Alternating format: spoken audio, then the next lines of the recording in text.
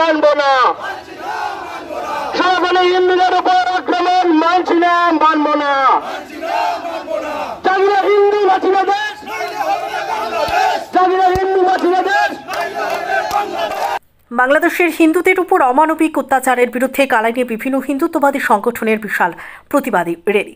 রবিবার Kalain college road থেকে শুরু করে বাজার তেমাথায় এসে র্যালিটি সমাপ্তি হয়। র্যালি চলাকালীন সময় বাংলাদেশের সংখ্যালঘু হিন্দুদের রক্ষার দাবিতে বিভিন্ন স্লোগান দিয়ে আকাশ বাতাস কাঁপিয়ে তোলেন হাজার খানেক পুরুষ মহিলা। র্যালি শেষে বক্তব্য রাখতে গিয়ে বিশ্ব হিন্দু পরিষদের গৌহাটি ক্ষেত্র ধর্মপ্রসার প্রমুখ পূর্ণচন্দ্র মণ্ডল বলেন, বাংলাদেশে বৈষম্য বিরোধী ছাত্র আন্দোলনের জেরে একসময় শেখ হাসিনা নেতৃত্বাধীন আওয়ামী লীগ সরকারের পতন ঘটে। পদত্যাগের পর দেশ থেকে পালিয়ে ভারতবর্ষে আশ্রয় নেন সেই দেশের সাবেক প্রধানমন্ত্রী শেখ হাসিনা। হিন্দুদের উপর শুরু হয় অমানবিক নির্যাতন। হিন্দুদের ঘরবাড়ি, ব্যবসায়িক প্রতিষ্ঠান, ধর্মীয় মঠ মন্দির ইত্যাদিতে চলে ব্যাপক ভাঙচুর এবং লুণ্ঠন। অবাধে চলে ধর্ষণ, হত্যার মতো জঘন্য ঘটনা। বাংলাদেশের ধর্মীয় সংখ্যালঘুদের সুরক্ষায় দেশের প্রধানমন্ত্রী নরেন্দ্র মোদীর হস্তক্ষেপের দাবি করেন পূর্ণচন্দ্র মণ্ডল। তার সাফ কথা, সে দেশের বৈষম্য বিরোধী আন্দোলন ছিল তৎকালীন সরকারের বিরুদ্ধে। সরকার পতনের পর সাধারণ হিন্দু ধর্মাবলম্বী মানুষের উপর অত্যাচারের কারণ কি? তাহলে কি ছাত্র আন্দোলনের নামে সেই দেশে তালিবানি শাসন ব্যবস্থা কায়েম করতে চাইছে সে দেশের একাংশ সংখ্যাগরিষ্ঠ লোক? ব্যুরো রিপোর্ট, সোনার বাংলা সংবাদ।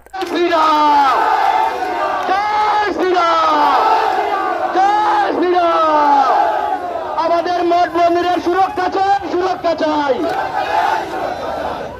গত কয়েকদিন থেকে বাংলাদেশে এক সংরক্ষণকে কেন্দ্র করে বিশাল ছাত্র আন্দোলন সংগঠিত হচ্ছে।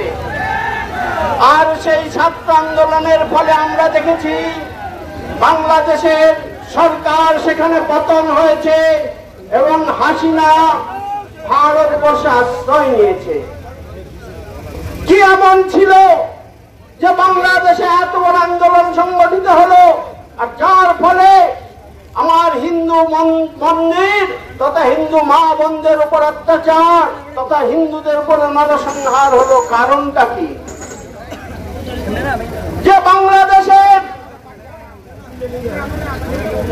1971 সালে যে বাংলাদেশের স্বাধীনতা আমরা এনে দিয়েছিলাম, যে স্বাধীনতার জন্য ভারতবর্ষের হাজার হাজার সেনা সেই দিন জীবন দিয়েছিল, বুকের রক্ত ঢলকে ঢলকে ঢেলে দিয়েছিল, সেই বাংলাদেশে আজও হিন্দুদের উপর অত্যাচার হচ্ছে কেন?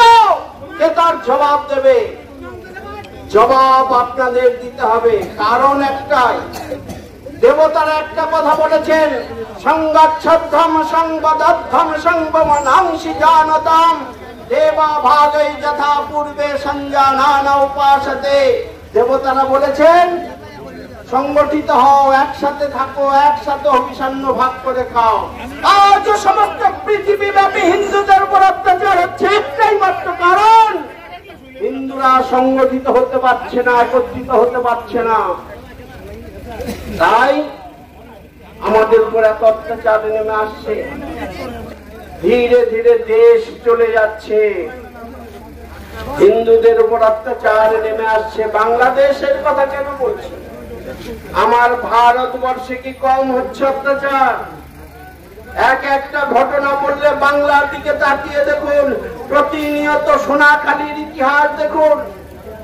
এক সোনাখালীতে হাজার মা বোনকে প্রতিদিন পার্টি অফিসে যেতে হতো তৃণমূলে, কারণ তাদের শরীরের এই চলবে ভারতবর্ষের বুকে। হিন্দুদের রক্তে কি আগুন লাগে না? হিন্দুদের রক্তে কি আগুন লাগে না? হিন্দুরা কি এত মৃত প্রায় প্রাণী হয়ে গেছে যে আমাদের উপর বারবার অত্যাচার হবে? কোন সংরক্ষণের আন্দোলন? মরবে হিন্দুরা কেন? তার জবাব আমাদের দিতে হবে। জবাব যদি না দেয়, ইতিহাস আমাদের কাউকে ক্ষমা করবে না। এখানে যারা আছি, ইতিহাস কাউকে ক্ষমা করবে না। 1946 এর ইতিহাসে দেখুন, কলকাতা সুরাবর্দীর নেতৃত্বে ক্যালকাটা কিলিংস সংগঠিত হলো। ভাবুন একবার, কলকাতায় সুরাবর্দী শহীদ মিনারে হাজার হাজার মুসলমানদের সামনে আওয়াজ তুলেছিল, গায়ের ডাইরেক্ট অ্যাকশনের আওয়াজ সেই দিন তুলেছিল। কলকাতা শহরে কিন্তু হিন্দুর সংখ্যা কম ছিল না, হিন্দুর সংখ্যা বেশি ছিল কলকাতাতে। তারপরেও ডাইরেক্ট অ্যাকশনের ডাক দিয়ে 10,000 হিন্দুকে সেই দিন কতল করেছিল কলকাতাতে।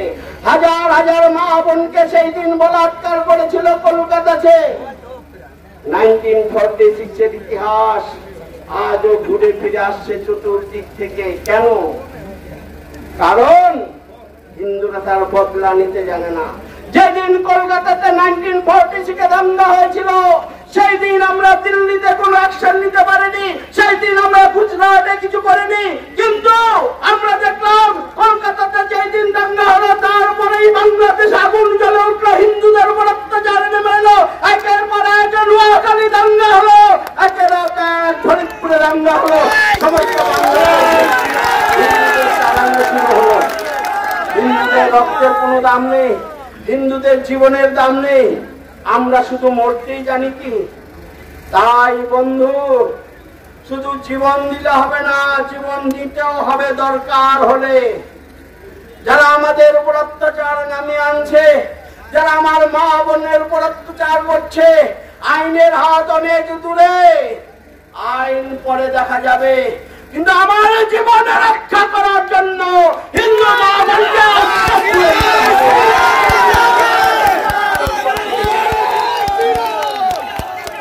আমি তার সাথে সাথে ভারত সরকারকে অনুরোধ করব, ভারত সরকার তথা আসাম সরকার অনুরোধ করব যে আপনারা দেখুন, সমস্ত ভারতবর্ষব্যাপী হিন্দুদের রক্তে আগুন লেগেছে, তাদের সেই রক্তের আগুন সহজে নিভবে না। তাই মোদীকে আমরা অনুরোধ করব, আমি মোদীকে অনুরোধ করব, আমার হেমন্ত বিশ্বকে অনুরোধ করব, আপনারা বাংলাদেশের প্রধানমন্ত্রীকে বলুন তাড়াতাড়ি হিন্দুদের উপর অত্যাচার বন্ধ করতে, এবং যে সমস্ত মোল্লা মৌলবীরা হিন্দুদের উপর অত্যাচার করেছে তাদের শাস্তি দিতে। নয়তো এমন দিন আসবে, এমন দিন আসবে, হিন্দু সমাজ ধীরে ধীরে যাচ্ছে শুরু করে। আমার যুব সমাজের আগুন লেগেছে মাথায়, সেই আগুনকে নিভাতে আমার মোদির ক্ষমতা হবে না, আমার হেমন্তের ক্ষমতা হবে।